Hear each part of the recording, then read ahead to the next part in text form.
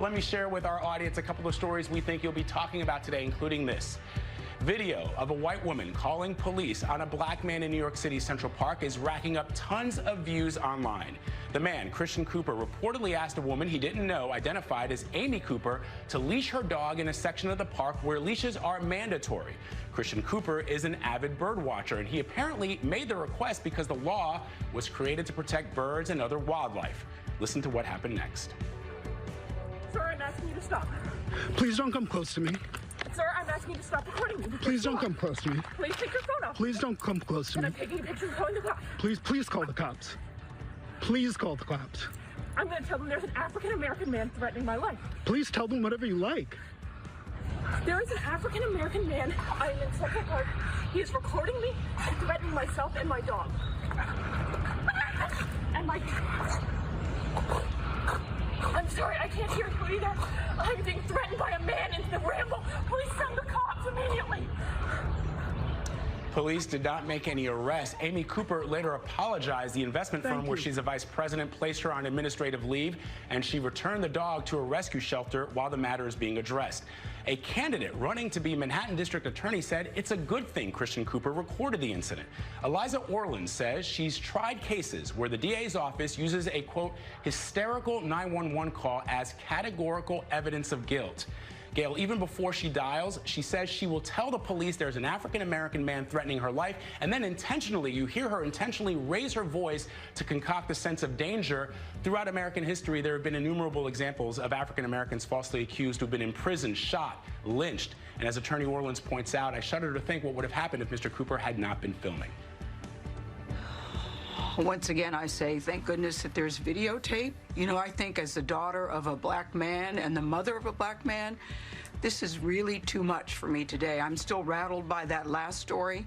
And she's practically strangling her dog to make these false accusations against another black man. I'm still so upset, Vlad. I'm so sorry. I'm still so upset by that last story where the man is handcuffed underneath a car where people are pleading, please, he can't breathe, and we're watching a man die. So we go from that story now to this story where she falsely accuses a black man on television.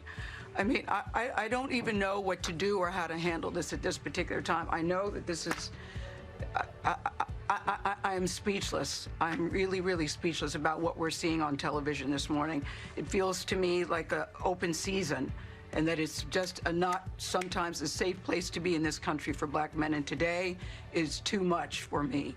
Tony and Anthony, I'm going to turn it over to you, too. Yeah, Tony, that video that video went from bad to worse, and the elevated panic in her voice, the performance in order to heighten the situation for 911 is really off-putting. And I want to point out also that the individual who was filming it, who was accusing her of not leashing her dog, that may seem like he's being a nudge or he shouldn't be, policing these minor laws. Those laws are really important when you live in a city, and he's a birder. Bird people know those laws are really important for birds. So it wasn't a minor thing, and her escalation, it was just totally inappropriate, Anthony.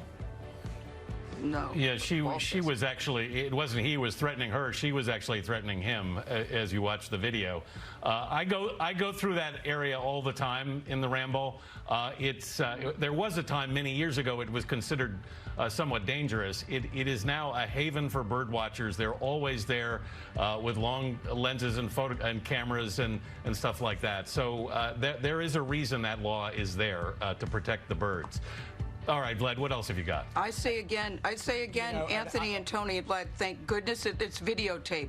Thank goodness that there's videotape on both of these stories so you can see what is happening here. And, Gail, to the point that all of you are making, we'll be right back. This is not the first time we've talked about Emmett Till, the Scottsboro Boys, the Trenton Six, Lena Barker, the Central Park Five. It's just happened in history over and over again, and now we have video. There certainly is a history. All right, thank you, Vlad. We'll be right back.